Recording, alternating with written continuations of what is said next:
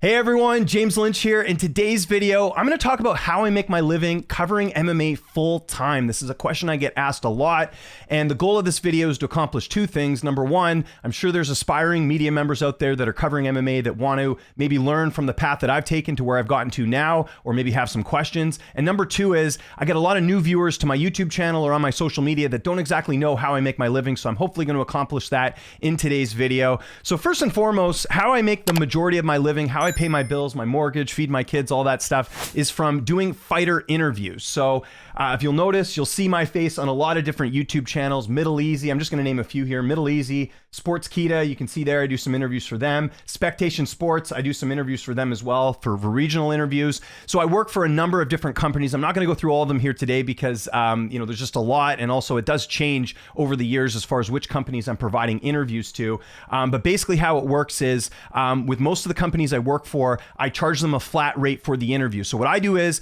I reach out to the fighter, whether it's through the fighter directly or through their management, and I get the interview set up. I do the interview, I produce it, I edit it, I put it together, and then I give it to the outlet. Now, a lot of the outlets I work for, I usually pitch the interview to them. So, and that's for two reasons. Number one, maybe they already have someone for that company that's already interviewing that fighter, so there's no overlap. And number two, it's also if they're interested in it, maybe they don't want a certain interview that from a particular fighter that I happen to book. So that's how I go about doing things. I'll let the outlet know, hey, this is who I have available to interview on this day.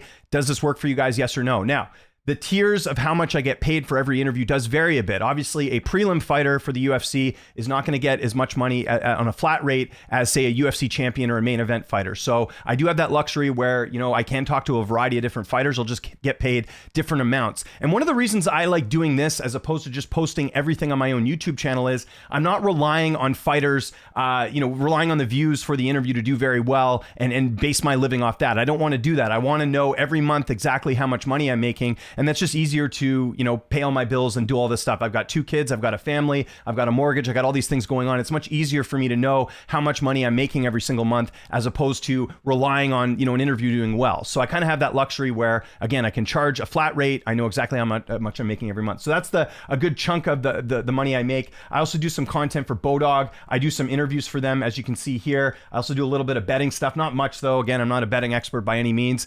So that's sort of how I make my living that way. And then I also do a weekly show with Chris Cyborg and her team. You can see it there. We usually do it every Tuesday, although we've been off for a bit. So I do a show with her. And then I also produce The Gambler's Perspective on UFC Fight Pass. I talk about this a lot. I basically do the show behind the scenes. I set up the show. I do all the graphics. I handle all the social media. I basically do everything behind the scenes for this show. And if you don't know what that is, it's on Fight Pass. It's a weekly betting show with Nick and Gianni. I'll just show you guys a little sample right here if it's going to load. So you can see there, Nick and Gianni do the show. I do all the stuff behind the scenes. So I do the camera setup, I do the graphics, I put everything together, and I get paid for doing that as well. So one of the nice things about the work that I do is that I basically can kind of pick and choose what work I want. A lot of times I get pitched stuff. Other times I reach out to the company and ask if they want any work. So it's a good variety of stuff of fighter interviews, producing, doing other content as well. I also forgot to mention that I do some work for other regional promotions as well. I do interviews for them. So there's a regional promotion based out of Minnesota called Throne MMA. I do interviews for them. You've probably seen some of those interviews on my other channel right here. Let me just find this there. So see here, Throne MMA. So I do some interviews for them as well. On my second YouTube channel, which is great. I also do some interviews for Unified MMA, which is a regional promotion based out of Edmonton. And I do some interviews as well for a promotion called Combat Quest. This isn't as steady work. Like I don't do it for every single event, but again, it's just another way where I can make some extra money and put that into my business or put it into other things that I'm accomplishing as well. So again, a good chunk of my money does come from the amount of interviews I do. I do a lot of interviews every month. I was doing more before, kind of scaled back a little bit, but and doing some more producing as well. So that's a good chunk of what I do. In terms of all that. I also do a little bit of commentary. I don't know if you guys saw on here, I have it in the, I think I have it in here. Yeah, you can see there, Unified 58. You can go watch this event right now on Fight Pass. I did commentary for that event. That's very rare that I do commentary play-by-play, but that's, again, another option for me in terms of making some money as well. Not to mention, I've got my Patreon that I make some money too on. That's where I just post my content on here early. You guys can see this here. It's like $3 a month. You get access to my Discord. You also get, I have some exclusive content on the Patreon as well that is not publicly available. So you just get a good variety of different stuff here with the Patreon. I don't make a ton off this, but again, it's just another way to make a little bit of money. And then of course, my YouTube channel. I'm always putting content on this channel every single day. It's a variety of live streams where I do, preview shows. I also do Q&As and all that stuff as well. And then I do some opinion videos. I do the stock report videos like you can see down here. And then I do the pros picks videos where basically from the interviews I do, I'm allowed to take some clips out of that and make it into a compilation video. And that's where I ask fighters about upcoming fights. And just so people know, like I don't just go to ask a fighter about a pick for an upcoming fight. I usually do one interview with them and then I ask them about a variety of fights that are coming up and I keep all those predictions and then I put those together in my pros picks. Like a lot of people think like, can you reach out to this fighter? Or why don't you, ask GSP his opinion on something? Like GSP is a hard interview to get. If I was to interview GSP, then I would probably ask him about a bunch of upcoming fights and I would include those in the pros picks. So a lot of people get confused by that. A lot of that is just me going out there and asking for a variety, because usually when I do an interview I want to get the most content I can out of them. That's where I also do these rapid fire questions as well that you guys have seen on my channel too, where I basically just ask them like quick questions. Actually, I don't know why those, because they're shorts, that's why. You can see all these sort of show up here. They're rapid fire questions. So I ask them stuff like what their favorite movie is and all that different stuff too. So again, it's just, for me, it's just a way to, make as much money as I can from a bunch of different spots. And that adds up to what would be like a full-time salary. Now, some people have asked me, again, why don't I just do this on YouTube? I've already kind of explained that. That's because I don't want to rely on, an interview doing well or not to know how much money I'm making. And also a big thing for me, not working for one company, like not working for like an MMA Junkie or MMA Fighting, is because I have a lot of freedom being a freelancer. So I basically make my own schedule. There's a few things I have to be around for, like the Gambler's Perspective, where we typically record at a usual time every week. But for the most part, I kind of get to pick and choose when I want to work. I have a block of time that I allocate during the day to go and, basically go and, do all my interviews, but the days can vary. There can be some days where I do like 8 interviews or some days when I do like 2 interviews and maybe do some more YouTube content. Today, for example, on Fridays, I usually don't schedule any interviews. I mainly just work on YouTube stuff or get ahead for the next week. This is where I book all my fighter interviews. So that's kind of my process of how I go about, again, like making my living. And this is why I enjoy doing this. And this is why I will probably never go full-time with one outlet, because I don't have to work weekends if I don't want to. I don't have to work particular hours. I can make my own schedule, and that allows me to drop my kids and pick up my kids from school, and it allows me to be involved in other things like go golfing or go coach my kids' hockey team, things like that. So that's why I like the freedom of being a freelancer. And again, I can kind of control a lot of different things. And here's another good thing I got to mention about being freelancer, and I had this happen to me recently. I had a gig at Fantasy Life that I was doing. This happened earlier this year, where I was producing NFL shows. It was a gig I got through a friend of mine that I used to do some MMA content for. That gig, they ended up going in a different direction and not keeping me around, not performance-based, but they basically said like, hey, we want to hire someone full-time for this. And I couldn't commit to that because obviously I have all this stuff going on. And, when that fell out and, it wasn't the end of the world, because obviously I'm still making a living from other companies. So I don't think I'll ever be in a position where I'm not making money because I work for so many different companies. So that's kind of the way I prefer it as well. And I don't have to worry too much about money coming in and money coming out because I'm doing so much different work. And I just prefer it this way. I've been doing this basically since 2017 when my son was born. My first son was born in 2017. I was working a day job in corporate digital television, and I left that job to do this full time. Now, that kind of ties into, the story of how I kind of got to be full time. And I do have videos of this on my channel, but I'll briefly mention that as well.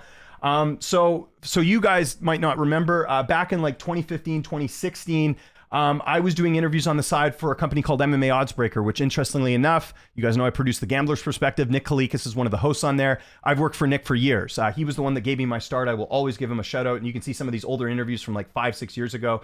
These were interviews that I did for Nick on their channel. I got paid a flat rate. So this was a bit different back in the day. I just got paid a flat rate for all my interviews. So it didn't matter if I got a UFC champion or got a regional fighter. I was still getting paid the exact same amount for each interview.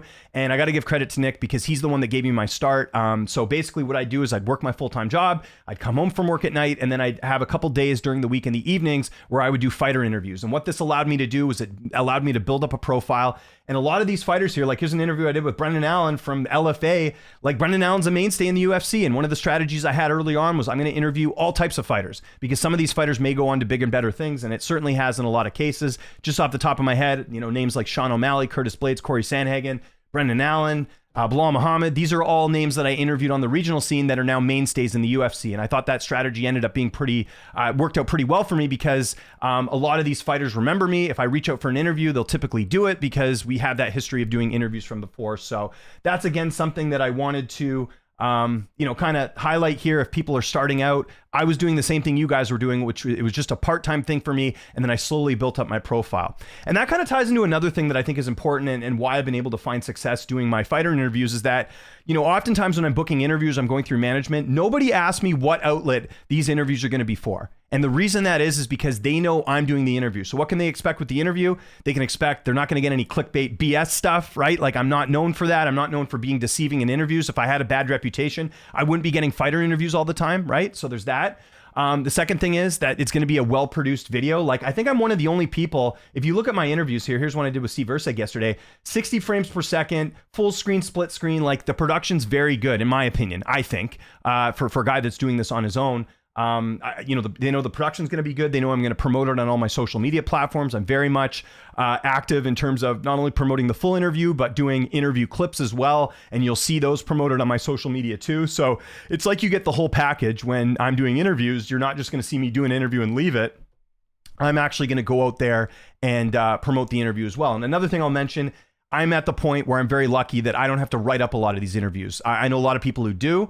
It's not that I don't want to write up the interviews, it's just I don't have a lot of time, and I've kind of established myself as just an interview guy. So when I work for companies, luckily I'm just able to do the interview and promote it, and that's it. I don't have to write it up. If I had to write it up, it'd probably be a lot harder for me to do to do more interviews. Spectation Sports, who I do work for right now currently, one of the deals I have with them is that I do the interview and I still write it up, but they pay me a bit more. So it's a bit more worth it for my time. But I would say to people who are starting out, you're probably going to have to do the video interview and you're going to have to write it up. A lot of companies want that double combo, and I can understand it. But luckily in my case, I'm so established that I don't need to do that. So that's another thing I wanted to point out as well.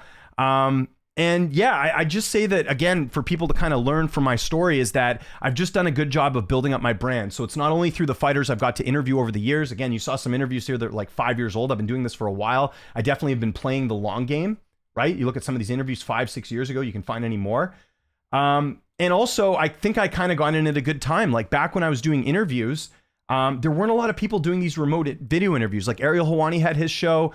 Frank Trigg used to do like interviews back in the day for Oddsbreaker. There's actually some that he has on here. I'll show you these right now, going back memory lane. Like here's one he did with Michelle Watterson like 6 years ago, but there wasn't a lot of people doing it. Now, at the time I'm recording this, August in 2024, everyone's doing it. Everyone's doing the remote interviews, but I was one of the first people to do it. And I'm not saying this to brag, but I'm just saying that like I kind of got a head start on everyone. So again, people have been familiar with me for years, whether it's the fighters or the managers, and that's how I've been able to, again, make a full-time living doing this as well. So yeah, I'd say it's a bit of good luck. It's a bit of hard work. It's a bit of good, brand awareness. And that's another reason why I have the YouTube channel. Like I've told you guys this before, I don't need to do my YouTube channel. I do it because it helps me grow my brand. It helps me be interactive with my fans. That's why I'm able to do, or my audience, I should say. I hate using the word fans, but I do these Q&As every week because it allows me to show a side of my personality that you don't get to see in interviews. It shows people, that I have an opinion, and I just want to be interactive with people that I talk to, both on my live streams and on my Discord, which is on my Patreon as well. Who will take the main event? So these are all ways that, again, I've tried to build up my brand and be very unique. And again, I'll say it one more time, like